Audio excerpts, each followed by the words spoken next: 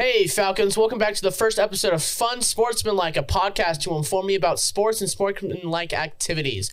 Today, I'm your host, Hunter. I'm your co-host, Mason. And today, we have a very special guest, Mr. Emerson, who is our assistant principal and athletics and activities director.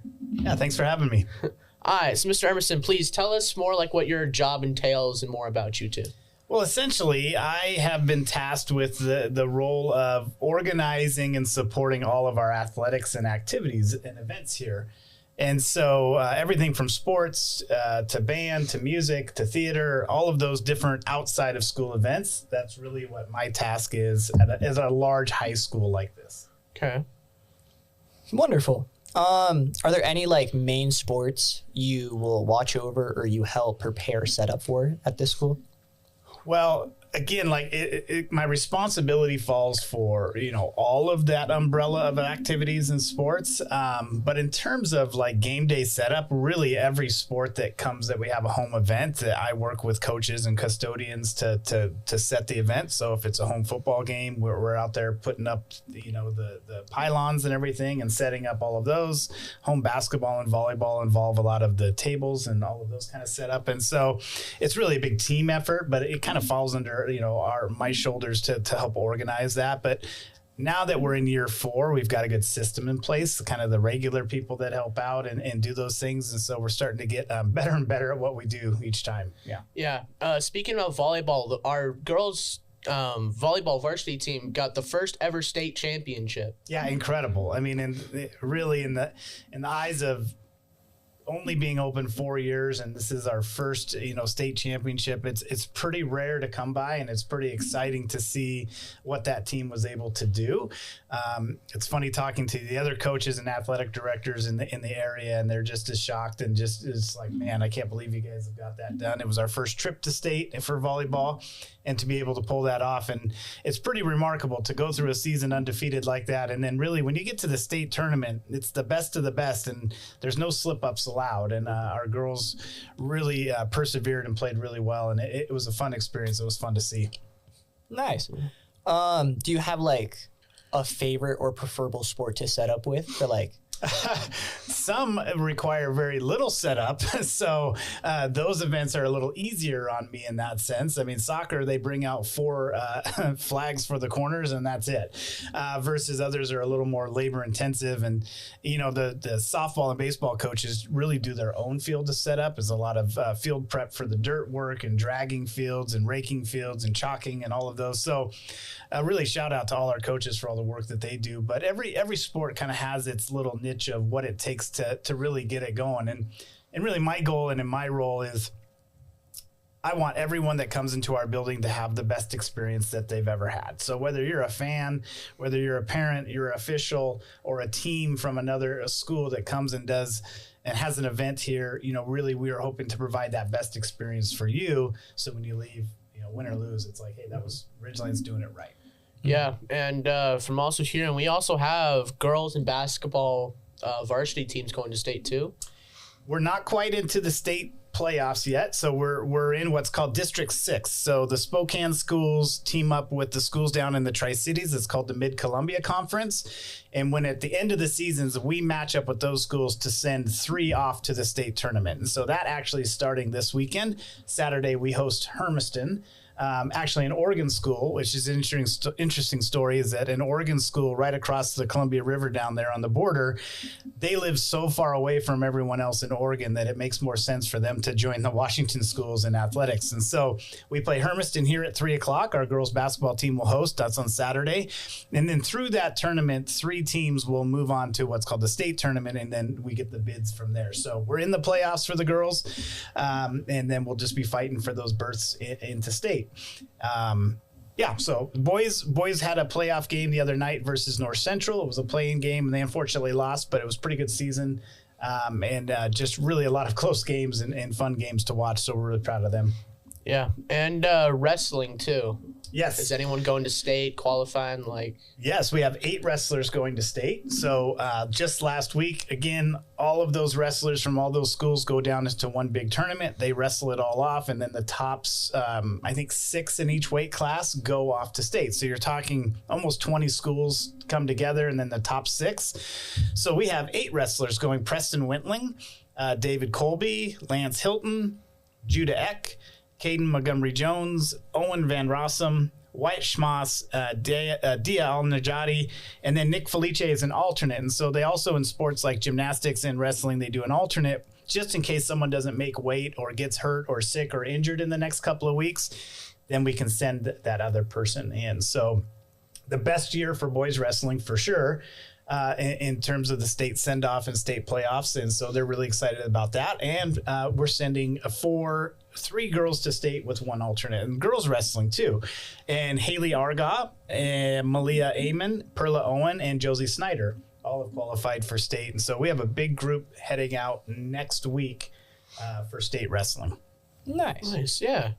And also, speaking of gymnastics too, there are 3 people qualifying for state? Yes. So just Tuesday night, we had the gymnastics kind of the regional meet that determines who goes to state. 3 of our gymnasts are off to state. Trinity Van Gelder won in her event. She also placed 10th in the overall. And then Elliot Edminster and Julianne Stevenson will both also represent Ridgeline over in state. So next weekend is a big weekend for state across the state on the other side, where we have wrestlers, gymnasts, and also swim. So not many people know that we have a swim team here at Ridgeline. It's kind of a unique situation. So we have a community that there was swimmers in our building that are like, how do we participate in swim at Ridgeline? And so we had to get creative. The WIA, the state of Washington, allows other schools to team up and form kind of one big team. And so Cheney High School, we've entered what's called a co-op with them. So they coach our kids. They have the pool out there at Eastern Washington University. Our kids drive out there every day, but we represent Ridgeline. And so for the first time ever, we had a swim team this year, and 2 of our students are headed off to state next weekend as well. And that's Ethan Gingras and Ari Teske are both going for state in swimming for the first time ever. So yes, we have a swim team. Huh. Yeah. And then I kind of have a question to ask. You say this school is kind of in year 4 of like setting up for sports and everything. Yeah. And you have said it's gotten a lot more tame. Compared to the first year of everything, how has that changed for setup-wise and how everyone works?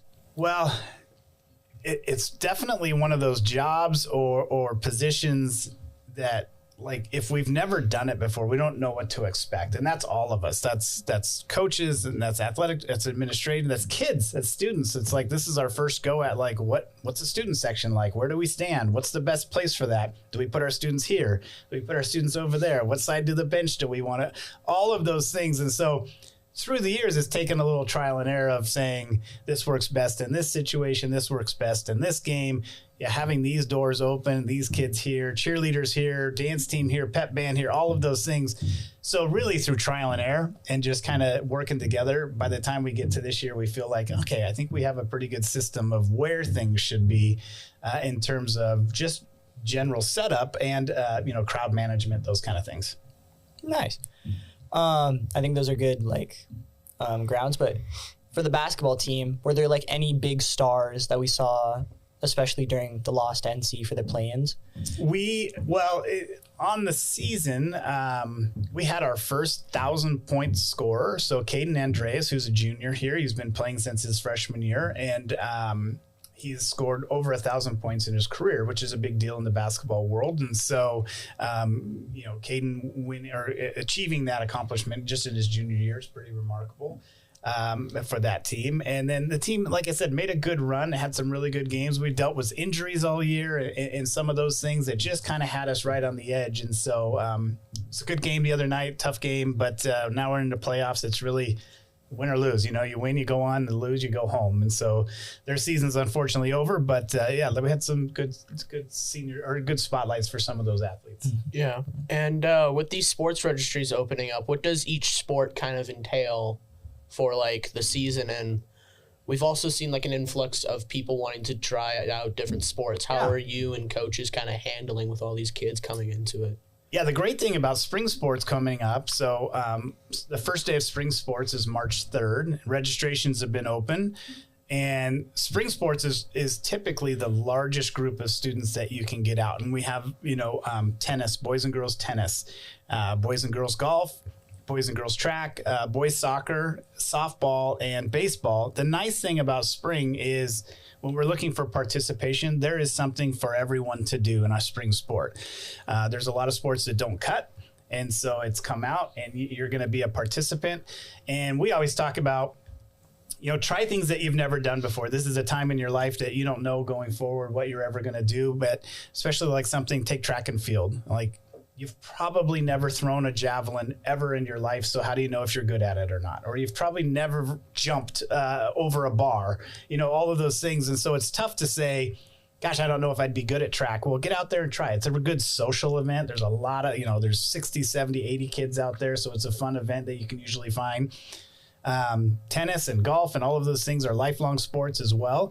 So softball and baseball sometimes have to make cuts to limit a roster, but we also tell people try out for a sport. If you don't make it, you can go out for another sport. But yes, spring is a great time to get involved. We've been cooped up all winter. Things will eventually warm up. I know it's pretty cold today, but yeah, March 3rd is the start of that. You can register online on our website that talks about how to register. But springtime's a good time to grab a buddy and get out and try something. Yeah. Compared to all the sports, which do you think has the most impact on our school, especially with fan attendance and parents being there and everyone being so supportive? Is there like a clear-cut sport we've seen, or is it support from all around?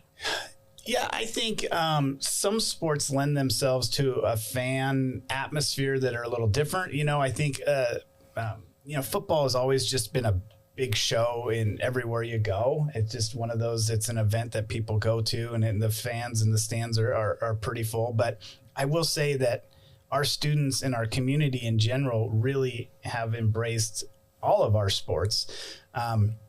Great attendance at our volleyball and basketball games. Like if you go to those games, our student section and our fans are really filled out there. Having those indoor sports makes a little bit of a difference too. And then as sports grow and really start to expose more and more kids, like more and more kids are coming to wrestling matches that they may have never seen a wrestling match before. But if you get there and you realize the lights are off, the spotlight comes down over the center mat, you're like, whoa, this is a real show. And then seeing two people out there really struggling for points. And then when someone's close to pinning someone in the crowd and everyone's going crazy and beating on the mat and the floor and making noise, you're like, this is pretty intense. And so as more people get exposed to those things, I think more and more people will come for sure. Yeah. And I guess with you and coaches, do you guys, have like different types of meetings to like depend on like the maximum limit of kids can join a sport? Yeah. So we're governed by what's called the WIAA, which is the Washington State Interscholastic Athletics Association. So all schools that participate across the state are governed by the same rules. And so we're constantly, working with coaches and talking with coaches to make sure everyone understands the rules, what you can and can't do. And that's like, when can you practice? When can you not practice? How many practices do you need to be in a game or a match? So all of those are our responsibility as coaches in knowing that. At the beginning of each season, we'll meet with that group. So at the beginning of the fall season, all fall coaches and I will get in the library. We'll go through all kind of the details of all. It's kind of like the first day of school. Yeah. You've heard it 50 times, but you also want to remember, like, hey, I got to remember to do these things. And so we do that in each season. Fall season, we do it with those coaches, and then so on. And then we also do the same thing for each season. We could do a parent night. So coaches and parents all come in one location, and then we talk about that, and then the coaches can be specific with those things with those groups of parents. So we try to keep people involved and informed as much as possible. All right. Do you personally have like a favorite sport that you like to watch and you like to cheer on, or are you just kind of neutral with all the sports? I would say, like, me personally, I have a favorite sport. Like, football is one of my favorite sports. I mean, I played football, and it was my favorite to play. In terms of, the great thing about this job is that, like, in high school, I played football, basketball, and baseball. So that was kind of my general knowledge of the sport. But in taking this job and being a part of all the other sports, like, I've loved getting to know, like, the different sports and kind of the ins and outs of those sports where before I didn't, might not have paid attention to them. And so I've really enjoyed, my daughter played volleyball, so I had the ins and outs of volleyball. But being able to watch all these sports and tennis and even like track and field and cross country and all the strategies that are involved that I would have never thought about. Tennis is one of the most athletic sports that I've ever seen. If you see people out there running around on the tennis court. And so I've really enjoyed that part of the job, is just really getting to know more about each of the sports and activities. Yeah. Yeah. And I guess what types of students should we like spotlight for like having like a great season this year? Well, I think it would be good for you guys to reach out to coaches. We can get you a list of coaches, and I think even during season, it's nice to spotlight, different students. We do some athlete of the week for the Greater Spokane League and stuff, but I think that would be a great idea to really reach out to coaches to get their input on the types of students, because I think there's all kinds of students you can celebrate. You can celebrate students that are like leading scorers and all-stars on the team, but there's also leadership. There's also people that are involved. In terms of the service and their role on the team. But I think that's a great idea to really reach out to coaches and say, hey, we want to spotlight someone. Do you have an idea for us? Yeah. And also, how do you like become a coach for like this sport? Because we know there's some teachers at our school here that coach this, but there's also some, I guess, volunteer coaches. How does that kind of work? Yeah, so there's an application process to be a coach, and like any job that you would apply for, we look at someone's experience, we look at someone's, how they relate with people and their personality, their leadership skills, and that's head coaching all the way down to volunteer coaches. And really, the coaching world is you just got to start somewhere. Some people have played the sport, we're experts in the sport. Other people are like, hey, I want to learn, so let me get out there and help out with the tennis team or help out with the golf team, and I want to learn about the sport. And so it's really just starting somewhere. We have former students starting to volunteer back into some programs as they've graduated. They're off in college and now they're coming back. So really, it's a great profession. It's a great way to get involved. And we always encourage people to come back and either volunteer or become teachers, all those things. Yeah. And I think the final question is, if anyone ever has like any questions or is really curious about one sport, where would they find you to ask those questions? So my office is in the main office. It's like if you come in the doors and are speaking to our secretaries, I'm kind of down the back hall before, it's hard to explain, back hall before, especially for radio. Before you head down to the counselor's office, there's also a door from the outside hallway that goes in there across from our foods and production classrooms. Anytime. I'm happy to talk about clubs, activities, sports, all of those, how to start them, how to get involved. You can pop in anytime, knock on my door. My door's usually open, but definitely. It happens all the time, so I'm grateful for that. Yeah, thank you for joining us today. Yes, thank you. Yeah, thanks for having me on. This is great. I love the idea, and I think it's a great time to showcase some students, and you guys are doing an excellent job. You and your team is great. Yeah, thank you. All right.